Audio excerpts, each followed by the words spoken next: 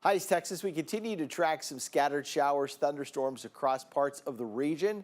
As we get past sunset, these will eventually fade away. Hopefully, they will stay off any of your ceremonies or commemorations or perhaps even picnics that you have planned for later on Monday into Monday evening.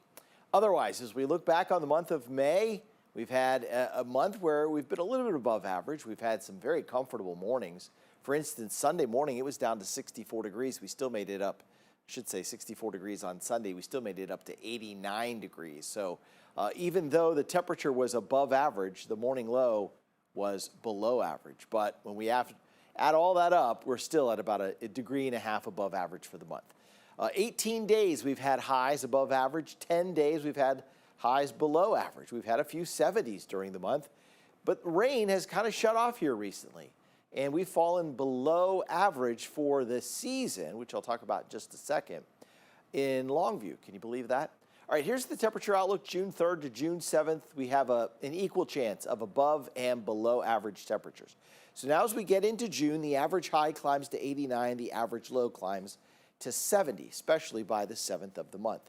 So that means we have an equal chance of having daytime highs right at 89, maybe a degree warmer than that or a degree or two warmer than that or cooler than that, and morning lows same in that same ballpark, upper 60s to low 70s across the area.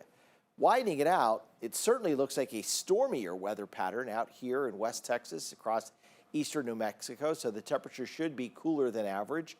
While this is very reminiscent of something that you'll be probably hearing a lot about coming up this summer, and that is a developing El Nino. In fact, coming up at 6:30 Friday on CBS19, we've got our summer weather special, and I'll talk about the impacts that El Nino could have on our weather here through the summer, but also into the winter. But anyway, this is sort of reminiscent of an El Nino weather pattern when you see warmer than average temperatures all across the northern plains, and that first week of June is setting up like that.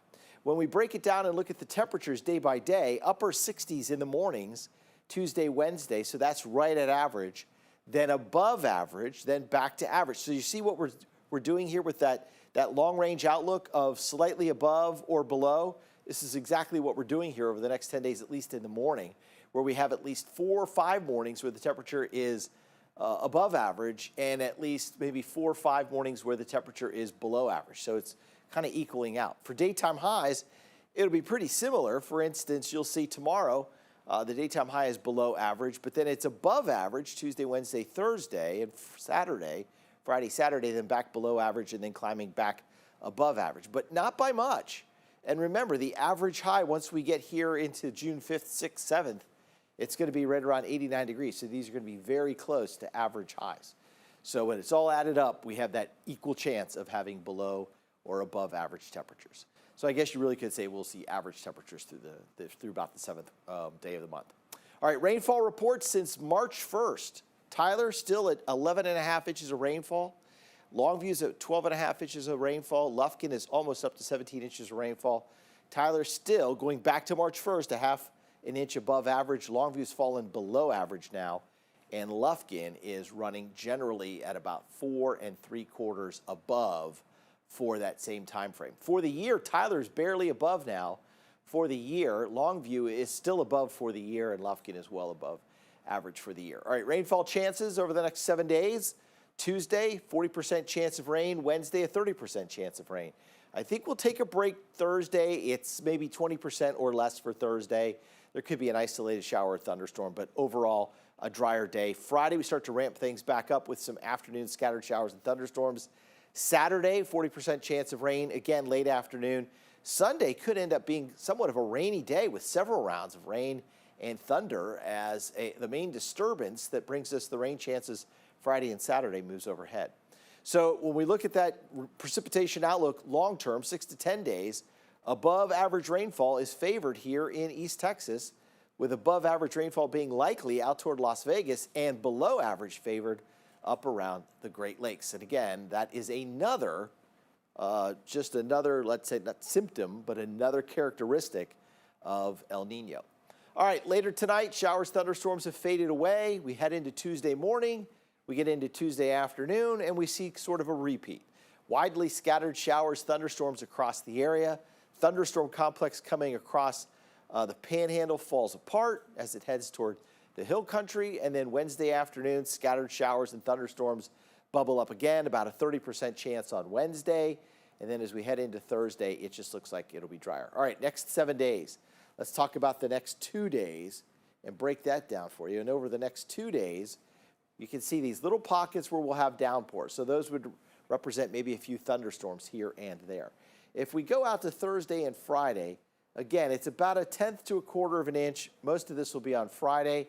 Saturday and Sunday, now we're talking, most of this is going to be tied to Sunday. So I think Sunday is somewhat a rainy day. So the next 7 days, we have a chance to pick up close to 1 inch of rainfall across East Texas. All right, tomorrow morning, Tuesday morning, this is a seasonably warm morning. Temperatures in the mid-60s under partly cloudy skies. Pittsburgh around 66. 68 at Tyler, Longview, 66 Henderson, and Jacksonville in the mid-60s. Palestine, mid-60s. Athens, upper 60s.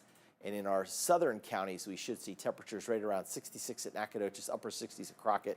Partly cloudy skies, dry overnight at Hemphill and at Groveton. Winds and wind gusts on Tuesday. You know, all in all, it's sort of a variable wind. We'll have a north wind in the morning and then a south to southeast wind. Right around the middle part of the day, we'll see some wind gusts up to 15 miles an hour, but sustained winds will be around 6. We get into the middle part of the afternoon, the winds lay back down. They'll be calm with maybe an occasional gust out of the south at around 5 miles an hour. High temperatures on Tuesday, mid to upper 90s across the area. Sulphur Springs and Hopkins County up to 85. Titus County, Mount Pleasant up to 86. We should see temperatures right around 86 across parts of Upshur County, Wood County, and Mineola right around 85. Tyler in Smith County right around 85. Longview and Gregg County right around 85. Carthage, Panola County 87. 86 in Henderson and in Rusk County, and in Jacksonville and Cherokee County right around 84, and then Anderson County right around 84 degrees. Over deep East Texas, we're talking about an 85 at Houston County and Crockett, Nacogdoches, and Nacogdoches County right around 86. Shelby County and Center right around 87. 86 at Lufkin and San Augustine, and Hemphill right around 86 degrees. All right, here's your Bill Scott White Texas Spine Joint Hospital 10-day forecast. So a 40% chance for afternoon thunderstorms Tuesday, isolated thunderstorms Wednesday, mostly sunny on Thursday and Friday until some isolated thunderstorms bubble up Friday afternoon. But Thursday and Friday, June starts hot. 89 on Saturday, and then I think the best chance for rain and thunderstorms will be Sunday this week. 85 for the high, 60% chance for rain. Late day thunderstorms on Monday, giving way to some morning thunderstorms Tuesday, and then becoming widely scattered Wednesday and Thursday, heating back up with highs closer to 90 degrees. Thanks for watching CBS 19 Plus. Have a safe rest of your Memorial Day, and check back for updates, and of course on CBS 19 News right through 10 o'clock tonight.